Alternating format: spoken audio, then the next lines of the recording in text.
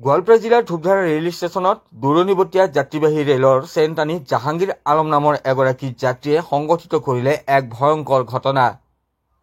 লোক পাইলটৰ কেবিনত উঠি আক্ৰমণ কৰিলে পাইলটক সমান্তৰালকৈ আক্ৰমণ কৰিলে এগৰাকী ৰেলৱে আৰক্ষীকো আহত হ'ল দুয়োগৰাকী।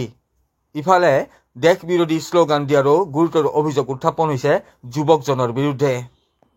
তো এই বিশেষ গুৰুত্বপূৰ্ণ খবৰটিৰ সৈতে মই সাংবাদিক পংকজে আপোনাক সকলোকে পুনৰবাৰ মোৰ ইউটিউব চেনেল তথা ফেচবুক পেজ পংকজ লিমকালে আন্তৰিকতাৰে স্বাগতম জনাইছোঁ। সবিশেষ তথ্য দিয়াৰ পূৰ্বে ক'ব বিচাৰিছোঁ, এই খবৰটি পাই কোনেও যাতে সাম্প্ৰদায়িক মন্তব্য নিদিয়ে।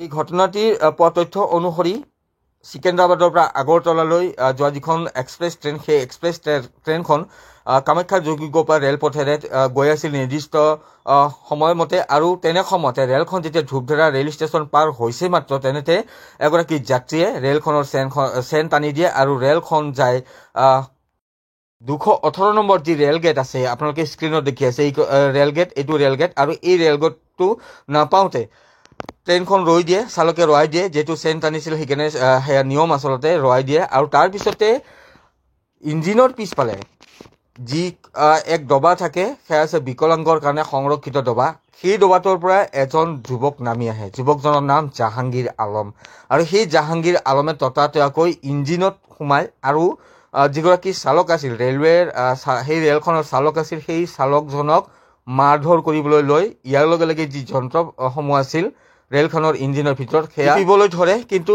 চালকে বাধা দিছিল। চালকে বাধা দিলেও কিন্তু জাহাংগীৰ আলম নামৰ যুৱকজনে দৰাচলতে চালকজনকে মাৰধৰ কৰিবলৈ লৈ সেই সময়ত আচলতে কোনো তৰ্কিবই পৰা নাছিল। গেট পৰি আছিল, দুয়োফালে যাম, আহ যাহ কৰিবলগীয়া যিসকল লোক আছিল তেওঁলোকৰ বাহনসমূহ ৰৱাই থৈছিল। সেই সময়ত তেওঁলোকেও চাই আছিল আচলতে ঘটনাটো হৈছে কি। তাৰপিছতে চালকজনে দুই এজন লোকক মাতিবলৈ ধৰে। তাৰপিছতে তেওঁলোকে যাই দেখে যে এজন যুৱক, জাহাংগীৰ আলম নামৰ যিজন যুৱক আচলতে, সেই যুৱকজনে চালকজনক মাৰধৰ কৰি আছে আৰু বুটামসমূহ টিপি কৰি আছে। লগে লগে যুৱকজনে দেশ বিৰোধী মন্তব্যও দি থকা বুলি অভিযোগ উত্থাপন হৈছে। তাৰপিছতে মোতায়েন কৰা হয় RPF, ৰেলৱে যি আৰক্ষী আছিল সেই আৰক্ষীক মোতায়েন কৰা হয়। কিন্তু যুৱকজনে RPFৰ জোৱান যেতিয়া আহি পালে তেতিয়া সেই যুৱকজনে RPF জোৱানজনকো আক্ৰমণ কৰে। নীতিন কুমাৰ ৰয় আঙুলিত দুখ পায়, কামুৰি ধৰা বুলি জানিব পৰা গৈছে। তাৰপিছতে এক হুলস্থুলীয়া পৰিৱেশে বিৰাজ কৰে, তাত লোকসকল উত্তেজিত হৈ পৰে যেতিয়া যুৱকজনে দেশ বিৰোধী মন্তব্য দিছিল বুলি অভিযোগ উত্থাপন হৈছে। সেই দেশ বিৰোধী মন্তব্য শুনাৰ পিছতে তাত যিসকল লোক আছিল তেওঁলোকে উত্তেজিত হৈ পৰে। RPFৰ লোকসকল ওপৰত সোমাই যায়, আপোনালোকে দেখি আছে ভিতৰত কিদৰে চালক আৰু যুৱকজনৰ মাজত মাৰপিটৰ যি ঘটনা, মাৰপিট নহয় আচলতে, যুৱকজনে জাহাংগীৰ আলম নামৰ যুৱকজনে এনেদৰে যিগৰাকী চালক সেই চালকজনক মাৰধৰ কৰি আছিল। RPFৰ জোৱানজন সোমাই গৈছে ইঞ্জিনৰ ভিতৰত, আপোনালোকে স্ক্ৰীণত দেখি আছে। যুৱকজনক নমাই অনাৰ বাবে চেষ্টা চলাই থকা হৈছে, কিন্তু যুৱকজন বহু সময় ধৰি এনেদৰে ইঞ্জিনৰ ভিতৰতে সোমাই থাকে আৰু খেয়াল খুচিমতে কামবিলাক কৰিবলৈ ধৰে।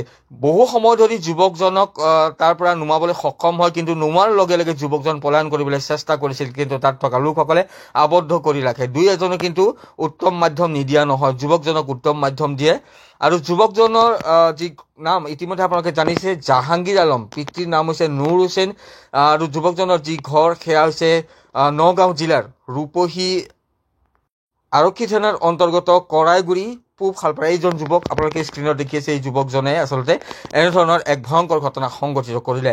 তাৰপিছতে যুৱকজনক ধূপধাৰা আৰক্ষীৰ হাতত গতাই দিয়া হয়।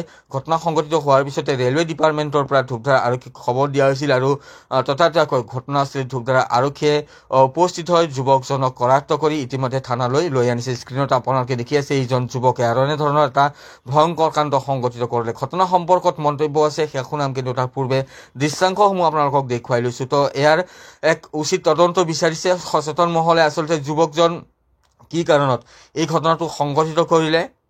একাংশই ক'ব বিচাৰিছে যুৱকজন মানসিক বিকাৰগ্ৰস্ত, কিন্তু যুৱকজন হৈছে ৰেলখনৰ যাত্ৰী জাহাংগীৰ আলম। আচলতে এই ঘটনাটো কি, প্ৰশাসনৰ যি তদন্ত, সেই তদন্ত প্ৰক্ৰিয়াতহে আচল ঘটনা পোহৰলৈ আহিব। আচলতে যুৱকজনে এই ধৰণৰ ঘটনা কিয় সংঘটিত কৰিলে বা কি কৰাৰ উদ্দেশ্যেৰে এই ধৰণৰ ঘটনা সংঘটিত কৰিলে, ৰেলৰ চালকক মাৰিলে, RPFৰ জোৱানকো প্ৰহাৰ কৰিলে যুৱকজনে, আৰু তাৰপিছতে দেশ বিৰোধী মন্তব্য দিয়া বুলি ইতিমধ্যে গুৰুতৰ অভিযোগ উত্থাপন হৈছে।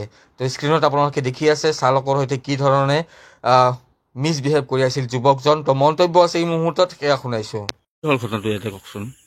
ঘটনাটো এনেকুৱা হ'ল, তাৰ মানে গাড়ীখন ছিগনেল হৈছে। কি গাড়ী আছিল? এই ছেকেণ্ডাৰাবাদ, আপ ছেকেণ্ডাৰাবাদ। হয়। এই যেতিয়া ছিগনেল হৈছে, আহি গেটটো নাপাৰ সন্মতি গাড়ীখন ৰৈ গ'ল। হয়। ৰৈ যোৱাৰ পিছত যে মই ফোন কৰিলোঁ, কি হ'ল গাড়ীখন কিয় ৰ'ল? তেতিয়া ক'ল যে চেইন পুলিং হৈছে। তেতিয়া চেইন পুলিং হোৱাৰ পিছততো যিটো আমাৰ কাৰ্বাই কৰিব লাগে, সেইটো কাৰ্বাই কৰাৰ পিছততো লেট হ'ল। লেট হোৱাত পাব্লিকে ইফালে কৈ আছে গাড়ীখন গেটটো কিয় নুখুলে। তাৰপিছত মই আকৌ ফোন মাৰিলোঁ যে বোলে গাড়ীখন কিয় নাযায়, বোলে তাত মানুহ সোমাইছে কিবাহত, এই লোক পাইলটৰ ওচৰত। মানে লোক পাইলটৰ কেবিনত সোমাইছে। তাৰপিছত মানুহে কৈছে যে মোক কৈছে ষ্টেচন মাষ্টাৰ তাত মানুহ পঠাই দিয়া, চিভিল মানুহ পঠাই দিয়া, পাব্লিকক পঠাই দিয়া। মই আৰু মানুহখিনিক ক'লো, বুজাই যে তাত মানুহ গণ্ডগোল হৈছে ড্ৰাইভাৰৰ লগত, এই তোমালোকে যোৱাচোন। তোমালোকে যোৱাৰ পিছত এই তেতিয়া যাই সিহঁতে টানি মানুহজনক নামাই আনিছে। মানে এজন মানুহ আছিল? এজন মানুহ আছিল। ক'ৰ মানুহজন? মানুহজন সিমান ডিটেইল মই নাজানো। আৰু মই ইয়াৰ গেটৰ পৰা মই গাড়ীখনৰ ওচৰত যাব নোৱাৰো। মানুহজনে সোমাই কিনে কি কৰিছে তাত? সোমাই যাই ড্ৰাইভাৰৰ লগতো বদতামিজি কৰিছে, মাৰিছে ড্ৰাইভাৰক। মানে ৰেলৰ চালকজনক কোবাইছে? আৰু এই এজন পাব্লিক গৈছিল, পাব্লিকজনকো ভৰিত লাঠি আহিছে, তাৰো এই ভৰিত খুন হৈছে, মই দেখা পাইছো। ঘূৰি অহাৰ পিছত মোক দেখুৱাইছে, মোৰ লগতো কাজিয়া কৰিছে। তাৰমানে পাব্লিকখিনি নহ'লে ড্ৰাইভাৰটোক মাৰিলো হয়, পুলিচটোকো মাৰিছে। মানে RPF-ৰ?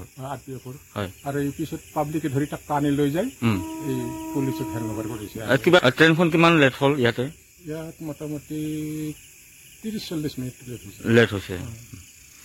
মানে কি কৰিম বুলি ভাবিছিল সেনেকে মানুহজন?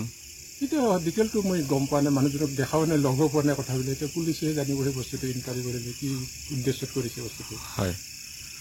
দিয়ক।